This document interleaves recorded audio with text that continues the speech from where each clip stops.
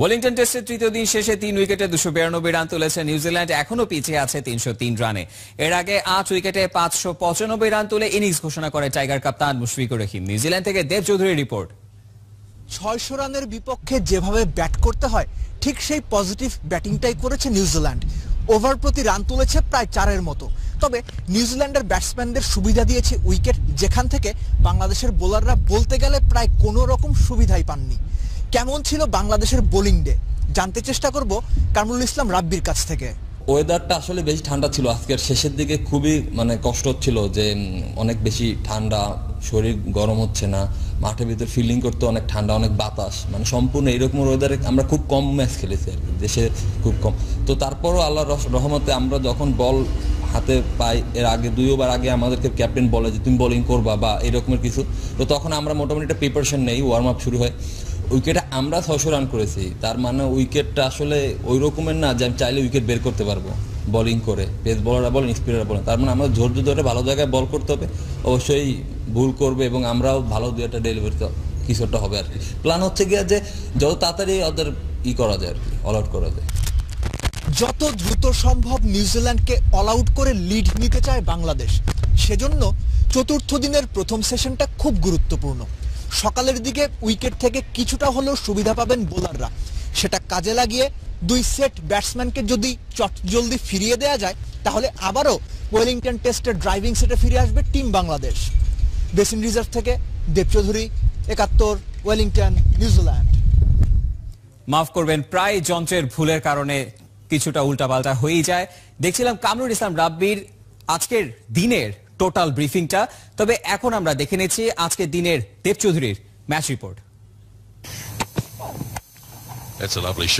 বোর্ডে চাই 600 রান, প্রাথমিক লক্ষ্যের পথে শেষ আশা সাব্বির রহমান। টেইলেন্ডারদের নিয়ে রান তুলে গেলেন সাব্বির, পেলেন ক্যারিয়ারের দ্বিতীয় টেস্ট 50। বাংলাদেশ বোর্ডে 595, ইনিংস ঘোষণা। আঙুলে ব্যথা ছিল, কিপিং করেননি মুশফিক, মাঠেও নামেননি। ক্যাপ্টেন্সি করেছেন তামিম ইকবাল। 69 নম্বর ওভারে প্রথম স্পিন চালিয়েছিল নিউজিল্যান্ড। টাইগাররা শুরুই করলো স্পিন দিয়ে, কাজ হয়নি। অনভিজ্ঞ টাইগার বোলিং সহজেই সামলেছে ব্ল্যাক ক্যাপ ওপেনাররা। 50-এর জুটি ভেঙেছেন কামরুল ইসলাম রাব্বি। ওর প্রথম বলেই আউট জিত রাভাল। লাঞ্চ থেকে টি ব্রেক খেলা হয়েছে 25 ওভার। দ্বিতীয় সেশনে নিউজিল্যান্ড তুলেছে 131। ওপেনার টম লেইথামের সাথে 50 করেছেন captain Kane Williamson. Latham Williamson পার্টনারশিপে 77, জুটি ভেঙেছেন তাসকিন। ডেবিউট্যান্টের প্রথম টেস্ট উইকেট কেইন উইলিয়ামসন। অনভিজ্ঞতাকে পরিশ্রম দিয়ে জয় করার চেষ্টা করে গেছেন টাইগার বোলাররা। অ্যাটাকিং মুডে 40 করা রস টেলরকে ফিরিয়েছেন রাব্বি। ততক্ষণে 200 পার করেছে নিউজিল্যান্ড। রাভাল, উইলিয়ামসন, টেলররা সেট হয়ে আউট হয়েছেন। কেউই সাকিব বা মুশফিক হতে পারেননি। কিউইদের সেই আক্ষেপটা মিটিয়েছেন টম লেইথাম। ক্যারিয়ারের 6 নম্বর টেস্ট সেঞ্চুরি, দিন শেষে নট আউট। লেথাম আর নিকোলসের 87 রানের পার্টনারশিপে 300-র কাছাকাছি নিউজিল্যান্ড। অনভিজ্ঞ বোলিং অ্যাটাক নিয়েও বেশ ভালোই লড়াই করছে বাংলাদেশ। ক্যাচের হাফ চান্সগুলো যদি ঠিকঠাক মতো কাজে লাগানো যেত, তাহলে হয়তো তৃতীয় দিনের পুরোটাই হতে পারত বাংলাদেশের। তবে এসব কিছু ছাপিয়ে এখন আলোচনায় ওয়েলিংটনের আবহাওয়া। স্থানীয় আবহাওয়া অধিদপ্তর বলছে প্রথম দিনের মতো চতুর্থ দিনেও বারে বারেই নাকি বৃষ্টি হানা দেবে। বেসিন রিজার্ভ থেকে দেব চৌধুরী, 71, ওয়েলিংটন, নিউজিল্যান্ড। 2 আঙুলের চোটে ওয়েলিংটন টেস্টের তৃতীয় দিনে কিপিং করতে পারেনি মুশফিকুর রহিম। এই ম্যাচে তার কিপিং গ্লাভস হাতে পড়ার সম্ভাবনা খুবই ক্ষীণ। তবে মিডিয়া ম্যানেজার রাবিদ ইমাম জানিয়েছেন প্রয়োজন হলে দ্বিতীয় ইনিংসে ব্যাট করতে পারবেন টাইগার অধিনায়ক। অবভিয়াস কোনো ফ্র্যাকচার পাওয়া যায়নি, কিন্তু তারপরে যেহেতু ফোলা আছে এবং ব্যথা আছে, সে কারণে হয়তো টেস্টের শেষে কিংবা আগামী 48 ঘন্টার মধ্যে আবার রিভিউ করা হবে তার কন্ডিশন। এবং এখন পর্যন্ত আশা করা যাচ্ছে যে হয়তো সেকেন্ড ইনিংসে ব্যাট করবে, কিন্তু ব্যথা আছে যেহেতু ব্যথার উপর আসলে ডিপেন্ড করে ঠিক করা হবে যে নেক্সট কোর্স অফ অ্যাকশন। শুধু নিউজিল্যান্ডকেই না, পুরো ক্রিকেট বিশ্বকে চমকে দিয়েছেন সাকিব মুশফিক। বাহবা মিলেছে সাবেক বর্তমান ক্রিকেটার, সংগঠন থেকে। সবখানে সাকিব মুশফিক বন্দনা। সব ছাপিয়ে একটাই প্রশ্ন সবার মনে, পকেট থেকে কয়েন বের করে কেন উঁচিয়ে ধরলেন মুশফিকুর রহিম? বিস্তারিত রিপোর্টে। সেঞ্চুরি হাঁকিয়ে এক একজনের সেলিব্রেশন এক এক রকম। ভক্তদের ফ্লাইং কিস দিয়ে, অনেকে মাটিতে চুমু খেয়ে, আবার কারো উল্লাসে বাঁধ ভেঙে যায়। কিন্তু মুশফিকের উদযাপন একেবারেই অন্যরকম। পকেট থেকে বের করা কয়েনের রহস্যটা কি? কদিন আগেই মুশফিকের পকেট থেকে পড়ে গিয়েছিল একটা কয়েন। ওটা কুড়িয়ে তামিম বলেছিলেন পকেটে রেখে দিতে, তাহলেই নাকি মিলবে রান। পকেটে রেখেছিলেন মুশফিক, রানও মিলেছে। সেঞ্চুরি হাঁকিয়ে মুশফিক তাই উঁচিয়ে ধরলেন কয়েনটা। ম্যাচে সাকিব মুশফিকের কীর্তি অভাবনীয়। ক্যারিয়ারে প্রথম ডাবল সেঞ্চুরি হাঁকিয়ে সাকিব সবার থেকেই পাচ্ছেন বাহবা। বেছে নেওয়া হয়েছে সোশ্যাল নেটওয়ার্ক টুইটারকে। সফরকারী দলের সেঞ্চুরিয়ানদের তালিকায় নগদে নগদে সাকিব মুশফিকদের নাম তুলে দিয়েছে বেসিন রিজার্ভ।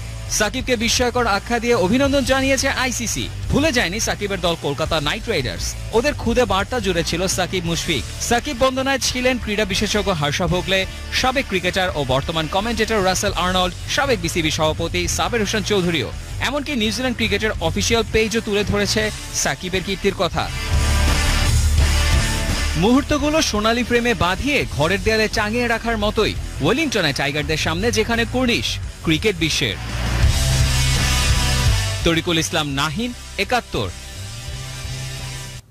কুবরার বোলিং আর সুপ্তা রুমানাদের দারুণ ব্যাটিংয়েও জেতা ম্যাচ হেরেছে বাংলাদেশ নারী ক্রিকেট দল। কক্সবাজারে দ্বিতীয় ওয়ানডেতে দক্ষিণ আফ্রিকার কাছে ওদের হার ১৭ রানে।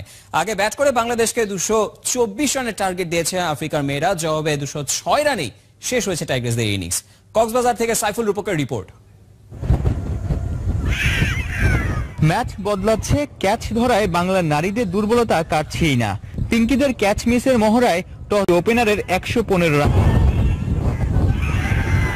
লি আর স্টেইন দুজনেই তুলে নিয়েছেন 50।